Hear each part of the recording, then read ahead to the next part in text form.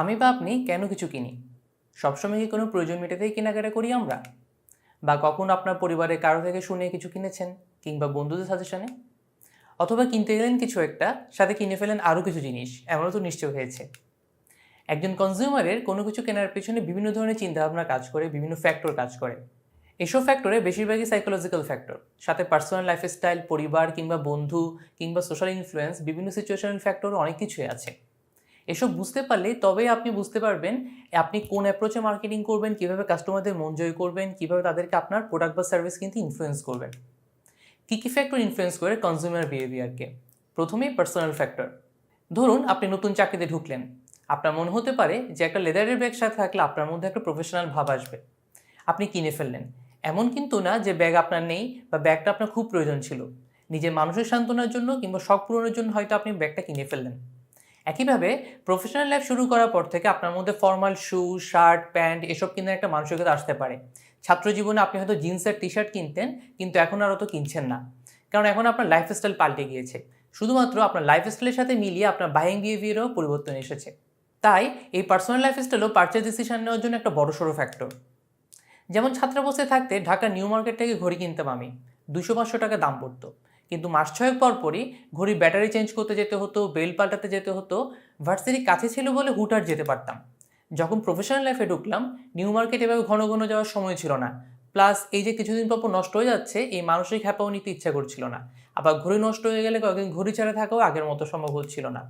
তো সব কিছু বিবেচনা করে 1000-4 টাকা জমিয়ে ফাস্ট্র্যাক থেকে একটা ঘড়ি কিনে ফেললাম, অনেক সাহস সঞ্চয় করে। কেনার সময় কিন্তু বারবার ভাবছিলাম, এত দাম দিয়ে কেনাটা কি অর্ধি হবে আসলে? অথচ সেই ঘড়ি 5 বছর ধরে আমাকে স্মুথ সার্ভিস দিয়েছে, একবারও বন্ধ হয়নি বা অন্য কোনো ট্রাবল দেয়নি। তো একটু ভাবলেই বুঝতে পারবেন পার্সোনাল লাইফস্টাইল চেঞ্জ আপনার বায়াং হ্যাবিটকে কীভাবে বদলে দেয়। এছাড়াও কাস্টমার তার পূর্বের অভিজ্ঞতার উপর নির্ভর করে বেশিরভাগ সময় কেনাকাটা করে থাকে। ধরুন আমি কক্সবাজার ঘুরতে যাচ্ছি, কীভাবে যাব? বাসে। কোন বাসে যাব? যদি আমি আগে গিয়ে থাকি তাহলে অবশ্যই আমার আগে সে অভিজ্ঞতার উপর ভিত্তি করে বাস নির্বাচন করব। আগেরবার বাস সার্ভিস ভালো থাকে 90% ক্ষেত্রে সেটাই হয়তো আবার চয়েস করব, আর সার্ভিস খারাপ লাগলে বাস পাল্টাবো। একইভাবে কোন হোটেলে থাকবো সেটাও আমি আগে সে অভিজ্ঞতা থেকেই ঠিক করব। বয়স এবং লাইফ সাইকেলে বিভিন্ন stage, occupation, economic situation, personality, এসব বিভিন্ন পার্সোনাল ফ্যাক্টরের উপর ডিপেন্ড করে আপনার পারচেস বিহেভিয়ার ডিপেন্ড করবে। আপনাকেও তাই এসব ফ্যাক্টর মাথায় রেখে মার্কেটিং এবং প্রমোশন ম্যাটেরিয়াল ডেভেলপ করতে হবে। এরপর ফ্রেন্ডস অ্যান্ড ফ্যামিলি ইনফ্লুয়েন্স। আমাদের একটা বড় বৈশিষ্ট্য হচ্ছে আমরা সাধারণত একা কেনাকাটা করতে সবসময় স্বাচ্ছন্দ্য বোধ করি না। খেয়াল করলে দেখবেন অধিকাংশ সময়ে আপনারা আপনাদের পরিবার কিংবা বন্ধুবান্ধবদের নিয়ে তারপর কেনাকাটা করতে যান। এক্ষেত্রে আপনারা কিন্তু তাদের মতামত নিয়ে থাকেন। কাপড় কেনা খেয়ে তাদেরকে জিজ্ঞেস করেন কোনটায় আপনাকে ভালো লাগবে। এমন অনেক সময় হয় যে আপনার কোনো একটা কিছু পছন্দ হয়েছে, কিন্তু আপনার বন্ধু বলছে না এটা ভালো লাগছে না, তাই আপনি ওটা কিনে নিনি। আমরা কম বেশি চেষ্টা করি এমন কিছু কিনতে যা আমাদের পরিবার কিংবা পরিজনদের কাছে গ্রহণযোগ্য। আবার আমার সাথে এমনও হয়েছে, আমি সুপার শপে ডানো ব্র্যান্ডের গরু দুধ কিনতে গিয়েছি, দোকানে ছিল না সেটা। সুপার শপের সেলসম্যান আমাকে অন্য ব্র্যান্ড কেনার জন্য নানাভাবে প্রভোগ করছিল। কোনটাতে কী অফার চলছে, কিনলে কী কী ফ্রি পাবো সেটা ফ্রিতে দিচ্ছে। কিন্তু বাসা থেকে হোম মিনিস্টার যেহেতু বলে দিয়েছে ডানোই আনতে, তাই ওইসব অফারে আমি কনভিন্স হইনি। পরে অন্য একটা দোকান থেকে ডানো কিনে তারপরে বাসায় ফিরেছি। তো এভাবে পার্সেল ডিসিশন নেওয়ার ক্ষেত্রে ফ্রেন্ডস অ্যান্ড ফ্যামিলি খুবই ইনফ্লুয়েন্সিয়াল ফ্যাক্টর কাজ করে আমাদের জন্য।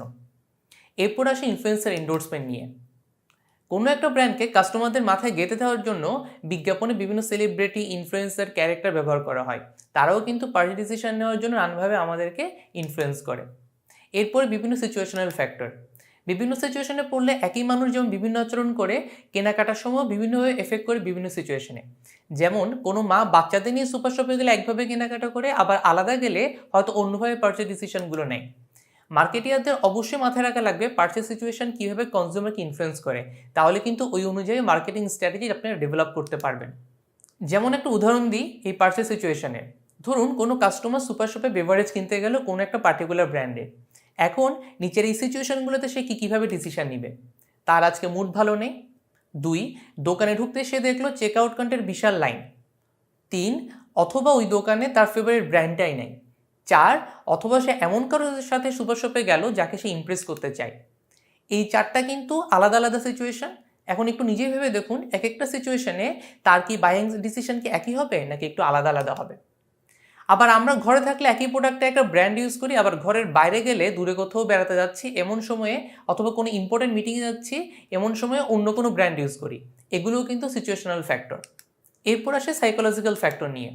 কনজিউমারের পার্সে ডিসিশন নেওয়ার ক্ষেত্রে বেশ কিছু সাইকোলজিক্যাল ফ্যাক্টর কাজ করে। একজন মার্কেটিয়ার হিসাবে আপনাকে কনজিউমারের সাইকোলজির এই বিচিত্র অলিগলি সুলুক সন্ধান করতে হবে এবং এসব সাইকোলজি বুঝতে নিয়মিত স্টাডি করতে হবে। কয়েকটা সাইকোলজিক্যাল ফ্যাক্টরের উদাহরণ দিচ্ছি। যেমন মাসের শুরুতে যেহেতু হাতে টাকা পয়সা আসে, এই সময় কোনো অফার ক্যাম্পেইন চালালে তা ভালো কাজে দিবে। আবার মাসের শেষ দিকে যেহেতু টানাটানি পড়ে যায়, এই সময় চালাতে হয় ডিসকাউন্ট ক্যাম্পেইন। আবার কখনো কি খেয়াল করেছেন সুপার শপের চেক আউট কাউন্টারের কাছে কেন চকলেট ক্যান্ডি রাখা হয়? এসব কিন্তু বিনা কারণে কাউন্টারের কাছে রাখা হয় না। এর পিছনেও সাইকোলজিক্যাল কারণ আছে। কারণটা হলো ডিসিশন ফ্যাটিগ, অর্থাৎ ডিসিশন নিতে নিতে ক্লান্তি চলে আসায় আপনি তখন বেশি না ভেবে ওসব কিনে ফেলেন। আরেকটু যদি বুঝিয়ে দিই ব্যাপারটা, একজন মানুষ গড়ে দিনে প্রায় 3000-এর বেশি ডিসিশন নেয়। সুপার শপে গেলেও কিন্তু আপনাকে ডিসিশন নেওয়ার বিভিন্ন প্রসেসের মধ্যে দিয়ে যেতে হয়। যেমন এটা কিনবো নাকি ওইটা লাগবে বাসায়, এটা কিনলে কতটুকু কিনবো বা কোন ব্র্যান্ডের কিনবো, অনেক ডিসিশন আপনাকে নিতে হচ্ছে। এরকম বেশ কিছু ডিসিশন নিতে হয়। তো তখন যদি সচরাচর চকলেট বা কোল্ড ড্রিঙ্কস কিনতে কেউ সুপার শপে যায় না, তাই এসব আইটেম ভেতরে কোথাও প্লেস করা হলে আপনি হয়তো ওগুলো ওভারলুক করে চলে যাবেন। এখন জিনিস কিনতে কিনতে বা ডিসিশন নিতে নিতে আপনার ফ্যাটিক চলে আসে। বাজারে ঝুড়ি প্রায় ফিল আপ করে এবার যখন দাঁড়ালেন চেক আউট কাউন্টারে, তখনই আপনার চোখে পড়ল সেই চকলেট ক্যান্ডি। যেহেতু আপনার ডিসিশন ফ্যাটিক চলে এসেছে অলরেডি, তাই আপনি কিন্তু খুব একটা না ভেবে কয়েকটা চকলেট ক্যান্ডি ঝুড়িতে ভরে দিলেন। আবার এও ভাবতে পারেন এত টাকা বাজার তো করেই ফেলেছি, এই 50-100 টাকার চকলেট আর কী বা এসে যাবে। সো এই সাইকোলজিক্যাল ব্যাপার মাথায় রেখে কিন্তু স্ট্র্যাটেজিক্যালি প্লেস করা হয় এসব চকোলেট ক্যান্ডি। আবার বড় সুপার শপে সেলসম্যানদের ট্রেনিং দেওয়া হয় এভাবে যেন আপনাকে বেশিক্ষণ সুপার শপে রেখে দিতে পারে। কারণ আপনি যত বেশিক্ষণ থাকবেন আপনার ওই ডিসিশন ফ্যাটিকটা চলে আসবে, আপনি খুব বেশি অ্যানালাইসিস করে মানসিক শক্তিটা পাবেন না, তখন বাধ্য হয়ে বিভিন্ন ইম্পালস ডিসিশন নিয়ে ফেলতে পারেন। এই জন্যই আইকিয়ার ফার্নিচার সবগুলোতে দোকানের মধ্যে মিনি রেস্টুরেন্ট চালু করেছে। কারণটা সেই একই, আপনি যত বেশিক্ষণ থাকবেন আপনার ইম্পালস বাই করার চান্স বেড়ে যাবে ডিসিশন নেওয়ার ক্ষমতাটা কমে যাওয়ার কারণে। আবার ফার্নিচার যেহেতু বড় ডিসিশন, লাইক 30, 40, 50 হাজার টাকা খরচের ব্যাপার, তাই দোকান ঘুরে ঘুরে দেখার পর খেতে খেতে আপনার সঙ্গীর সাথে কথা বলে ডিসিশন নিতেও সুবিধা হয়।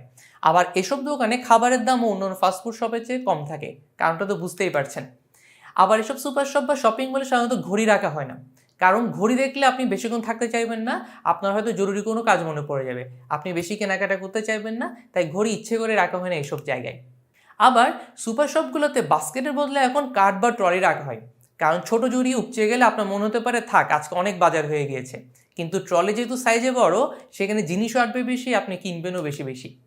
সো ই কমার্স ওয়েবসাইটেও তাই অ্যাড টু কার্ট অপশান দিয়ে আপনাকে অ্যাড করতে দেয় আগে, তখনই কিন্তু টোটাল অ্যামাউন্টটা দেখায় না, কারণ অ্যামাউন্ট থেকে থাকলে সাইকোলজিক্যাল ইস্যুটা কাজ করতে পারে আপনার, যে অনেক খরচে যাচ্ছে ক্ষান্ত দিয়ে বেলা। তা না করে যখন প্রসিড টু চেক আউট দেওয়ার পরে কেবল আপনার টোটাল অ্যামাউন্টটা দেখাচ্ছে, ততক্ষণই কিন্তু আপনার ডিসিশন ফ্যাটিক চলে এসেছে। বাজেট কিছুটা ক্রস করলেও তখন অত বাছাবাছি করতে ইচ্ছে করে না, তাই হয়তো একটু বেশি করে কিনিয়ে ফেললেন। এরকম বিভিন্ন সাইকোলজিক্যাল ফ্যাক্টর কনসিডার করে প্রোডাক্ট ডিসপ্লে করা হয়, বিজ্ঞাপন বানানো হয়, প্রমোশনাল ম্যাটেরিয়াল ডেভেলপ করা হয়। আমরা প্রাইসিং স্ট্র্যাটেজি নিয়ে এরকম কিছু সাইকোলজিক্যাল ট্রিক্স জেনেছি আগের মডিউলে। আবার সুপার শপিং, ঈদের শপিংয়ে কাপড়ের দোকানগুলোতে তো গান বাজতে শুনেছেন।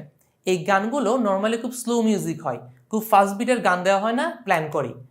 কারণ যখন স্লো মিউজিক হচ্ছে আপনি তখন আস্তে আস্তে হাঁটবেন ইনস্টিড অফ রাশিং, এতে করে আপনি আরও বেশিক্ষণ থাকবেন সেখানে, আর বেশিক্ষণ থাকা মানে বেশি বেশি কেনা। আবার সেই দোকানে যদি ভিড় বেশি থাকে তখন কিন্তু ফাস্ট বিটের গান ছাড়া হয়, কারণটা তো বুঝতেই পারছেন।